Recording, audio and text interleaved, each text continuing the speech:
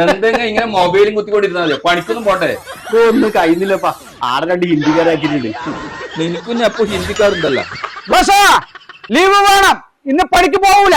ലീവാ, ഹോസ്പിറ്റലിൽ പോണം. ഒരു സർട്ടനും ഒരു സേറ്റയും റൂമിൽ വന്നിന് മൊത്തം ചെക്കാക്കിയിട്ട് ഇത് കണ്ടിട്ട് നോക്കിയിട്ട് ഹോസ്പിറ്റലിൽ പോണമെന്ന് പറഞ്ഞിന്. എന്തെന്നാ ഈ ചങ്ങായി പറയുന്നത്?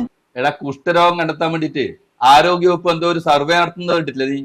അതിന്റെ വണ്ടിയർമാരാറ്റം ഓന്റെ റൂമിലേക്ക് പോയിട്ടുണ്ടാവും. അതായിരിക്കും അച്ഛനായി പറയുന്നത്. അത് നമ്മളെ നാട്ടിലാട്ടോ കുഷ്ടൂല്ലത്.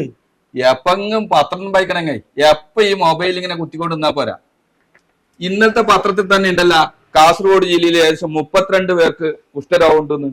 അറിയുന്നത് 32, അറിയാത്തത് എത്ര ഉണ്ടാവും? അത് കണ്ടുപിടിക്കാനാണ് ഈ സർവേ. അതിന്റെ പേരെന്തെന്നിപ്പാ? ചേട്ടാ, അശ്വമേധ പാടുക നോക്ക, ആരോഗ്യം കാക്ക. കറക്റ്റ്. ഓനിയും വരെ അറിയാലോ ഇത്. ഇവനാടുന്ന ഇതെല്ലാം പഠിച്ചു നീ.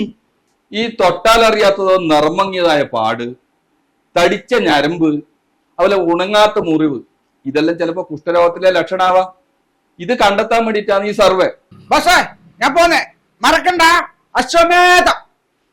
പാമ്പുകൾക്ക് മാറമുണ്ട്, പറവുകൾക്ക് ആകാശമുണ്ട്, മനുഷ്യപുത്രന് തല ചായ്ക്കാൻ മണ്ണിലിടമില്ല.